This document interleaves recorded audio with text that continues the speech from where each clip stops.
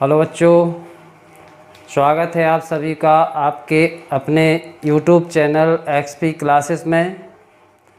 मैं रामपाल सिंह आज आपको रस प्रकरण के अंतर्गत वीर और करुण रस पढ़ाऊंगा। प्यारे बच्चों, इससे पहले रस से संबंधित हमारे 2 वीडियो ऑलरेडी अपलोड हो चुके हैं, तो मैं आपको सलाह देना चाहूँगा कि इस वर्तमान के वीडियो को देखने से पहले आप उन वीडियो को देखें तो बहुत ही अच्छा रहेगा आपको इस वीडियो को समझने और जानने में। तो चलिए आइए शुरू करते हैं। इससे पहले मैंने श्रृंगार और हास्य रस को उदाहरण सहित उसकी व्याख्या भी आपको समझाई और उसके भेद भी आपको बताए। आज मैं शुरू करता हूँ, अगले रस की शुरुआत करूँगा मैं वीर रस से। वीर रस, वीर रस तो मित्रों ये भी चित्त के विकास करने वाला रस है। पहले मैं आपको सब वो रस पढ़ाऊँगा जिनमें चित्त का विकास होता है, ठीक। तो वीर रस, आइए वीर रस को सबसे पहले इसकी परिभाषा देखते हैं। परिभाषा को लक्षण भी कहते हैं। वीर रस का लक्षण है, देखिए, किसी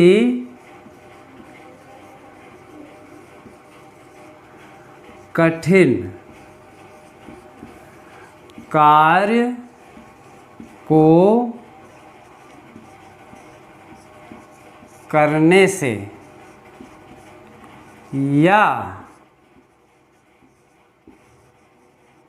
युद्ध आदि के वर्णन को देखने या सुनने से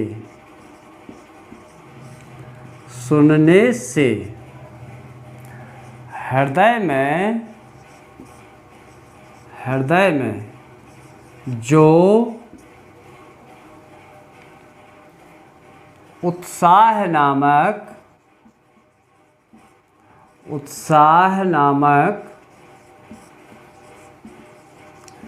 स्थायी भाव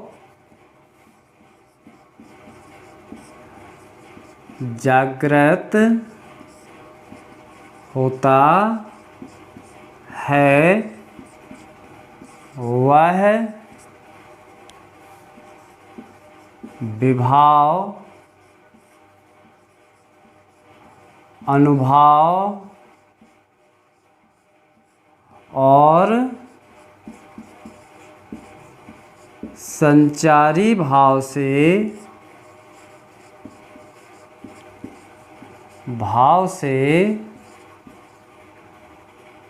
पुष्ट होकर वीर रस बन जाता है, ठीक। तो बिल्कुल वही परिभाषा जो इससे पहले परिभाषाएं थी, अभी आप हास्य रस की देखेंगे तो यहाँ से आपकी जो परिभाषा है वो बिल्कुल एक जैसी हो जाएगी यहाँ से, ठीक। यहाँ से आप देखेंगे कि सभी रसों की परिभाषा एक जैसी हो जाती है, ठीक। जैसे देखिएगा, मैं पहले श्रृंगार की चर्चा करता हूँ, ठीक। पिछले वीडियो में पढ़े हैं लेकिन फिर भी मैं अब चर्चा करूँगा। श्रृंगार की क्या होती है कि जब नायक और नायिका के प्रेम के फलस्वरूप हृदय में, देखिए यहाँ भी हृदय में जो रति नामक स्थायी भाव जागृत होता है, वह विभाव, अनुभव और संचारी भाव से पुष्ट होकर श्रृंगार रस बन जाता है, ठीक।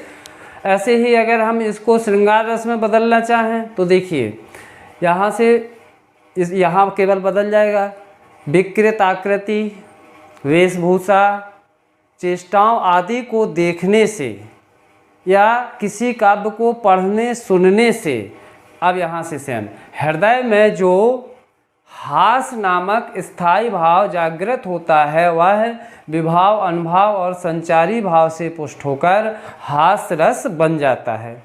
अब देखिए वीर रस की भी बिल्कुल वही है, केवल इतना हमें ध्यान देना है कि वीर रस में आखिर मोस्टली होता क्या है।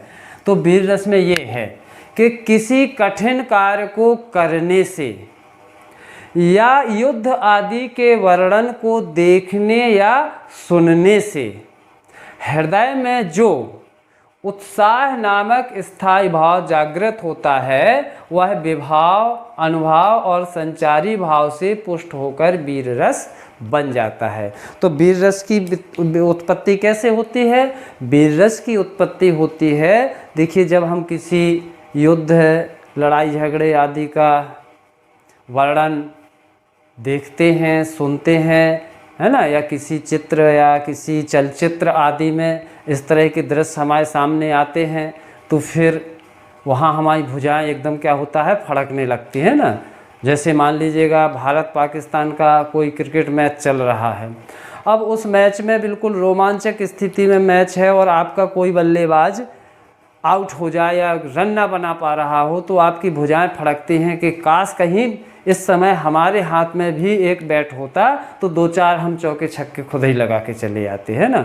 तो ये जो उत्साह है आपके मन में है ना, भर रहा है कि हम भी होते तो 2-4 चौके छक्के हम भी रगड़ देते। युद्ध चल रहा है तो सोचते हैं कि यदि कोई तलवार, भाला या बंदूक हमारे पास भी हो तो हम भी 2-4 मार दें। तो ये जो आपके अंदर जोश और उत्साह भर रहा है वो क्यों भर रहा है? युद्ध आदि के वर्णन को देखने सुनने से, या किसी कठिन कार्य को करते समय भी इसी तरह के उत्साह हमारे अंदर भरे जाते हैं, भर जाते हैं, है ना। तो किसी कठिन कार्य को करने से या युद्ध आदि के वर्णन को देखने सुनने से हृदय में जो उत्साह नामक स्थायी भाव जागृत होता है वह किन किन से? विभाव से, अनुभाव से और संचारी भाव से पुष्ट होकर वीर रस बन जाता है। ठीक, ये परिभाषा है। अब देखिए वीर रस में विभाव आदि क्या क्या हो सकते हैं। ठीक, तो मैं इसको मिटा देता हूँ और मिटाने के बाद अब लिखता हूँ एक एक करके सभी भावों को कि कौन कौन सा भाव और किस रूप में हो सकता है। ठीक, तो वीर रस में कौन कौन से विभाव हो सकते हैं, कौन कौन से अनुभाव हो सकते हैं, ठीक, और कौन कौन से संचारी भाव हो सकते हैं। ठीक, तो वीर रस में सबसे पहले विभाव। तो विभाव में को आपको 2 भागों में बांट लेना है। ठीक, एक तो आलंबन, आलंबन, ठीक, और एक उद्दीपन, उद्दीपन। ठीक, तो आलंबन क्या क्या हो सकते हैं वीर रस में? वीर रस में आलंबन हो सकते हैं, देखिए शत्रु, शत्रु जो आपके सामने खड़ा है। ठीक, प्रतिद्वंदी, प्रतिद्वंदी भी हो सकता है, शत्रु अलग चीज़ होता है, प्रतिद्वंदी शत्रु भी होता है, और कोई खिलाड़ी वगैरह भी हो सकता है, प्रतियोगी। ठीक है, शत्रु आपके सामने खड़ा है या प्रतिद्वंदी आपके सामने खड़ा है, या कोई धार्मिक स्थल आपके सामने है, धार्मिक स्थल आपके सामने है, ठीक है ना, या कोई बहुत ही गरीब बेचारा दयनीय स्थिति का कोई व्यक्ति मिल जाए आपको, है ना, दयनीय व्यक्ति, ठीक, आदि। ये जो सब क्या हैं? ये विभाव हैं, विभाव, आलंबन विभाव है ये। ठीक, और उद्दीपन विभाव, तो उद्दीपन विभाव में आपका वही शत्रु की, आप, उद्दीपन का अर्थ होता है आपको साहस भरने के लिए जो उद्दीलित कर रहा है, जो आपको उद्दीपक का कार्य कर रहा है। तो कौन उद्दीपक का काम करेगा? शत्रु की गरज, ललकार आदि, है ना, शत्रु की ललकार या उसके जो भी क्रियाकलाप कर रहा है वो। ठीक, शत्रु की ललकार हो गया, या दयनीय व्यक्ति की दशा हो गई, है ना, दयनीय व्यक्ति की दशा। ठीक, दयनीय व्यक्ति की दशा हो गई, या धार्मिक स्थल का जो है, धार्मिक स्थल की स्थिति। ठीक, धार्मिक स्थल की स्थिति आदि। ये जो क्या है, ये उद्दीपन है, यही तो आपको उद्दीपित करेंगे। केवल शत्रु को देख करके आपकी भुजाएं नहीं फड़केंगी, बल्कि जो शत्रु ललकार रहा है आपको, है ना, चुनौती दे रहा है, तब आपकी भुजाएं फड़केंगी। या किसी व्यक्ति विशेष की दयनीय दशा देखकर आपके अंदर उसकी सहायता करने के लिए जो उत्साह जागृत होगा, या किसी धार्मिक स्थल की स्थिति अच्छी या बुरी देख करके आपके अंदर उस स्थिति को सुधारने के प्रति जो जज्बा, जो उत्साह होगा आपके अंदर, वो सब क्या कहलाएंगे, उद्दीपन। ठीक, तो आलम्बन हो सकते हैं ये, उद्दीपन हो सकते हैं ये। इसके बाद आती है बात अनुभाव की। ठीक, क्या आते हैं, अनुभव। तो अनुभव, अब अनुभाव में मैंने आपको बताया था, इससे पहले जो रस पढ़ा रहा था तो उन रसों में मैंने बताया था कि जो अनुभाव होते हैं वो शारीरिक हरकतें होती हैं, शारीरिक या मानसिक हरकतें। ठीक, तो शारीरिक मानसिक हरकतों में जैसे कि आपका तीर तलवार चलाना शत्रु के द्वारा, है ना, तीर तलवार चलाना,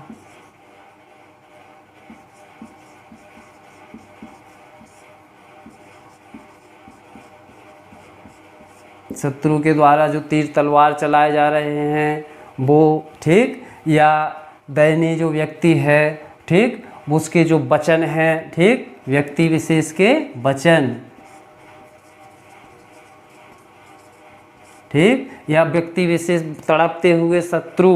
ठीक, तो ये कहलाएंगे आपके अनुभाव। और अंत में आते हैं संचारी भाव। ठीक, क्या आते हैं, संचारी भाव। तो जो संचारी भाव हैं वो तो संचरण करने वाले हैं। ठीक, तो अब ये लड़ते समय हमारे अंदर कौन कौन से संचारी भाव आएंगे, तो देखिए कभी कभी हमारे अंदर चपलता भी आएगी, है ना, चपलता आएगी। अच्छा, चपलता के साथ साथ यहाँ विषाद नहीं आता है एक्चुअली इसमें। ठीक, उद्विग्न होंगे आप, क्या होंगे, उद्विग्न। ठीक, उद्विग्नता, जो उद्विग्नता होती है वो होगी आपके अंदर। ठीक, इसके अंदर और इसके अंतर्गत और हर्ष भी हो सकता है। हाँ, जब हमारा निशाना सही लगता है, मान लो लड़ाई हो रही और हमारा निशाना बिल्कुल सही सटीक बैठा, या क्रिकेट मैच में बिल्कुल हमने शॉट कायदे का लगा दिया, तो हर्ष भी होगा। तो हर्ष, चपलता, उद्विग्नता इत्यादि ये जो है वो संचारी भाव होंगे। ठीक, ये वीर रस में इस तरह के जो आपके अवयव हैं वो पाए जाएंगे। ठीक, अब बात करते हैं हम वीर रस के उदाहरण की। तो वीर रस का जो उदाहरण है वो बहुत पॉपुलर मिलेंगे आपको, एक से एक उदाहरण मिलेंगे। जैसे आपने एक उदाहरण बहुत ही ज़्यादा सुना होगा, बुंदेले हर बोलों के मोह हमने सुनी कहानी थी, खूब लड़ी मर्दानी वह तो झांसी वाली रानी थी, है ना। या एक ही लिखूंगा मैं, लेकिन सुना दूंगा कई सारे ताकि आपको ध्यान में आ जाए। बुंदेले हर बोलों के मोह हमने सुनी कहानी थी, खूब लड़ी मर्दानी वह तो झांसी वाली रानी थी। या चढ़ चेतक पर तलवार उठा, करता था भूतल पानी को, राणा प्रताप सिर काट काट करता था सफल जवानी को। ये शब्द सुनकर ही आपको अपने अंदर एक ऊर्जा का संचार होगा, है ना, कि बताओ हमारे राणा प्रताप कितने बलवान थे कि जब वो चेतक पर चढ़ जाते थे तो जो पानी भी होता था उसे भी बिल्कुल भूतल में बदल दिया करते थे। चढ़ चेतक पर तलवार उठा करता था भूतल पानी को, राणा प्रताप सिर काट काट करता था सफल जवानी को। या एक महाभारत का आप प्रसंग लें, तो जब अभिमन्यु के सारथी ने अभिमन्यु से कहा कि कुमार तुम्हारी उम्र तो अभी बहुत कम है, बहुत अल्प वय हो, 16 साल की अवस्था में तुम इस चक्रव्यूह में घुस तो आए, अब इसको भंग कैसे करोगे, इसको तोड़ोगे कैसे। तब देखिए अभिमन्यु के साहस भरने वाले वचन क्या थे। सत्य कहता हूँ सखे सुकुमार मत जानो मुझे, यमराज से भी युद्ध में तत्पर सदा मानो मुझे। है और की तो बात क्या गर्व में करता नहीं, और मामा निज तात से भी समर में डरता नहीं। मामा मतलब भगवान श्री कृष्ण, अभिमन्यु के मामा थे भगवान श्री कृष्ण। और निज तात, निज तात मतलब स्वयं उसके पिता, अर्थात अर्जुन।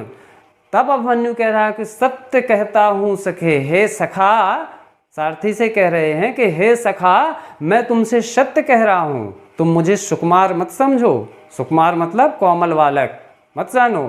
और यमराज से भी युद्ध में तत्पर सदा मानो मुझे।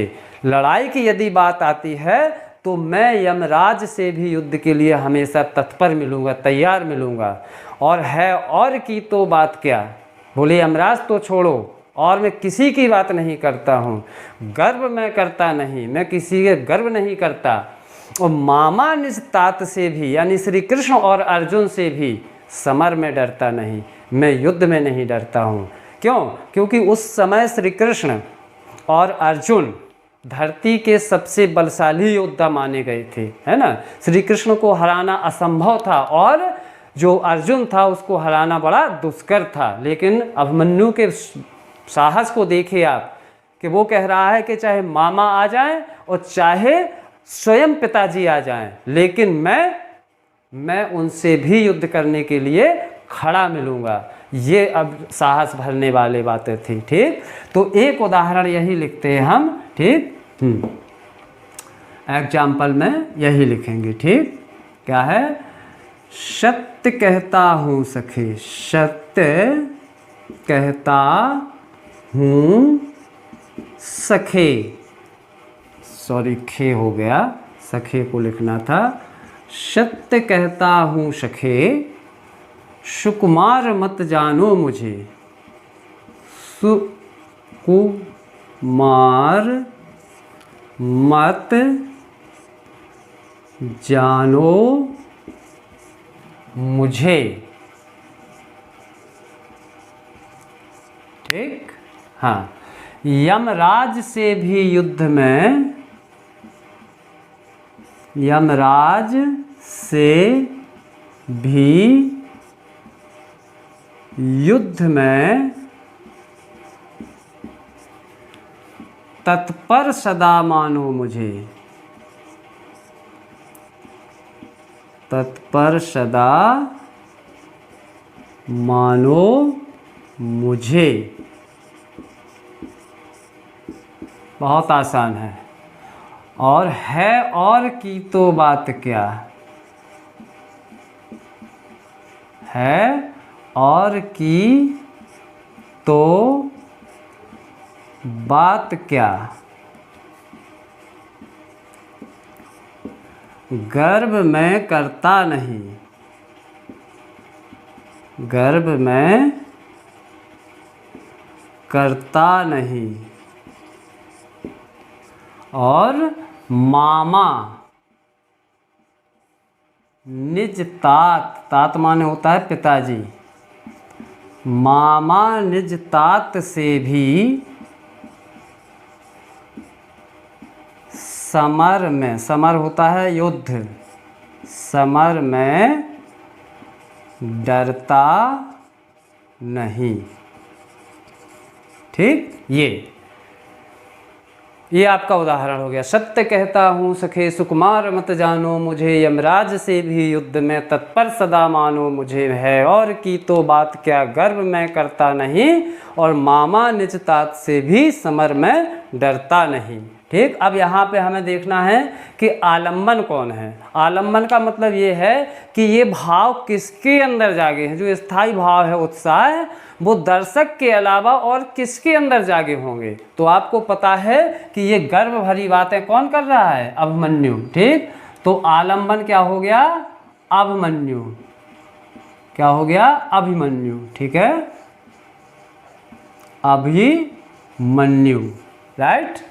अच्छा, इसके बाद अब बात आती है कि आपका उद्दीपक क्या है, उद्दीपन का काम कौन करता है। ठीक, तो आलम्बन तो मिल गया, उद्दीपन, उद्दीपन माने अभिमन्यु को ये शब्द क्यों कहने पड़े, तो किस कारण से, ये यहाँ देखिए, सत्य कहता हूँ सके, यानी जो उसके सारथी के वचन थे उन्होंने कहीं ना कहीं उद्दीपन का कार्य किया। काहे का कार्य किया, उद्दीपन का कार्य। किसने, सारथी के वचन, सारथी के वचन। ठीक, और शत्रु सेना, जो कौरवों की सेना खड़ी थी ना, उसने उद्दीपक का काम किया। तो उद्दीपन हो गए सारथी के, ये जो उसने सुकुमार बोल दिया था ना, तो उसके वचन और शत्रु की सेना। ठीक। अच्छा, इसके बाद आते हैं अब अनुभाव। तो अनुभाव क्या है? अनुभाव अभिमन्यु के गर्वीले वचन, है ना, और धनुष को की डोर खींचना, है ना, तो ये सब, या ललकार करना। ठीक। तो ये सब हो जाएंगे आपके अनुभाव। अब इसके बाद आता है संचारी भाव। तो संचारी भाव फिर वही मैं कहता हूँ कि यहाँ क्या क्या आया होगा? यहाँ आया होगा चपलता भी आया होगा, उद्विग्नता भी आया होगा। ठीक। हर्ष की तो बात नहीं है यहाँ, हर्ष तो खुशी तो ना हुई होगी, लेकिन उद्विग्नता, चपलता इत्यादि जो हैं वो आपके संचारी भाव हैं। तो हम कह सकते हैं कि उपरोक्त उदाहरण में वीर रस है। ठीक। अब मैं आपको बता दूं कि वीर रस जो है वो भेद भी होते हैं, और ये मैं तुम्हें बार बार बताता हूँ कि देखिए, इस तरह की परिभाषा, इस तरह के उदाहरण आपको सबने बताए होंगे, तो फिर सब में और हम में फ़र्क क्या रह गया? मैं ये कहना चाहता हूँ कि जितना हम सबसे अलग सीखेंगे, अलग लिखेंगे, वो हमें भविष्य में तो काम आएगा ही, साथ ही साथ हमारी वर्तमान की मेरिट बनाने के भी काम आएगा, है ना। तो जैसे हास्य के 2 भेद थे, हास्य के 6 भेद थे, श्रृंगार के 2 भेद थे, उसी तरह वीर रस के भी भेद होते हैं। ठीक। वीर रस के भेद होते हैं। ठीक। कितने भेद होते हैं? वीर रस के बच्चों 4 भेद होते हैं। ठीक। कौन कौन से? अब ऐसा नहीं कि केवल लड़ाई भर में वीरता दिखाई जाती है। परिभाषा में इसलिए मैंने लिखाया था ना कि धार्मिक स्थल, दयनीय व्यक्ति इत्यादि, वहाँ भी तो केवल युद्ध या लड़ाई अकेले में नहीं वीरता दिखाई जाती है। वीरता दिखाने के लिए और भी बहुत से क्षेत्र होते हैं, तो उसी आधार पे इसके भेद भी हो जाएंगे। ठीक। तो ये होते हैं जो 4, वो होते हैं, देखो, सबसे पहला और महत्वपूर्ण होता है युद्धवीर, है ना। युद्धवीर, जो युद्ध में वीरता दिखाए, जैसे अभी अभी मैंने 3 उदाहरण दिए थे। चरचेतक पर तलवार उठा, यहाँ महाराणा प्रताप की युद्ध की वीरता, है ना। बुंदेले हर बोलों के मोह, हमने सुनी कहानी थी, खूब लड़ी मर्दानी वह तो झांसी वाली, ये सब युद्धवीर थे। ठीक। इसके बाद होता है एक धर्मवीर। क्या होता है? धर्मवीर। ठीक। हाँ, जो अपने धर्म के प्रति वीरता दिखाए। ठीक। और एक होता है आपका दयावीर। क्या होता है? दयावीर। और एक होता है दानवीर।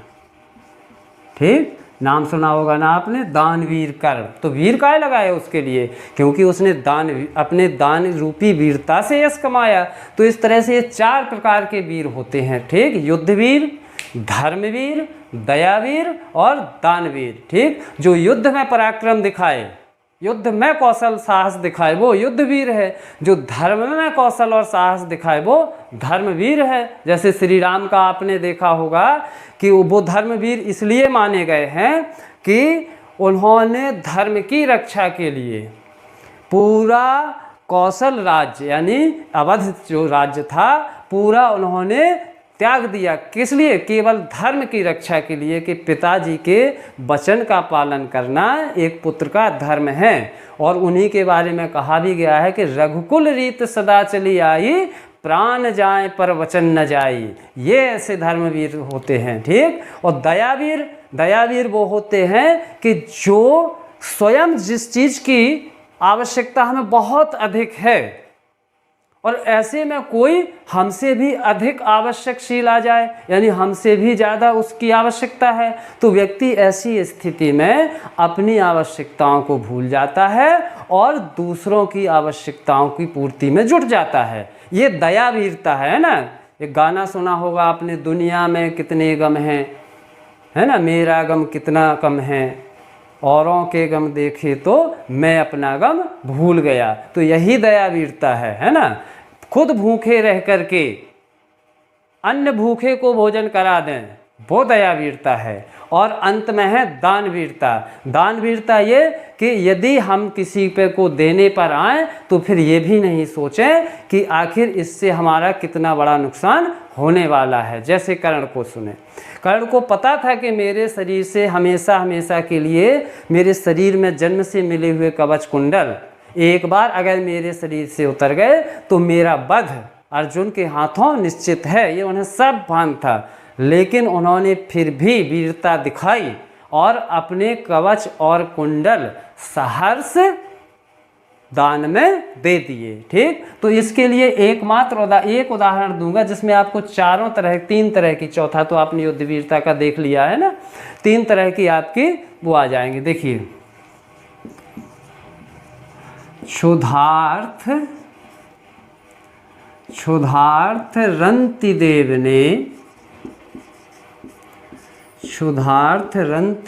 ने दिया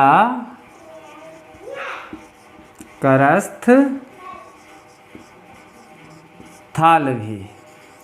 क्षुधार्थ रंतिदेव ने दिया करस्थ थाल भी और दिया दधीचि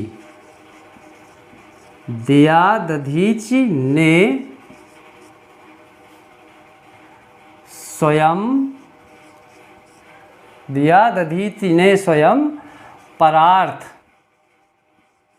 अस्थि जाल भी। ठीक, दिया दधीचि ने स्वयं परार्थ अस्थि जाल भी। आगे, उसी नर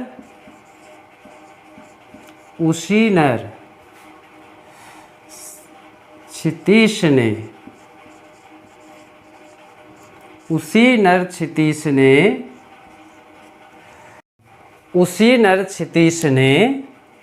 स्वमांस दान में दिया।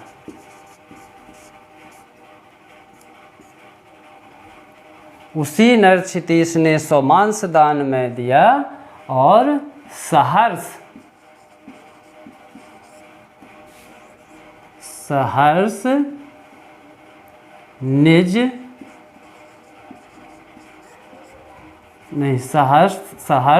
कर्ण ने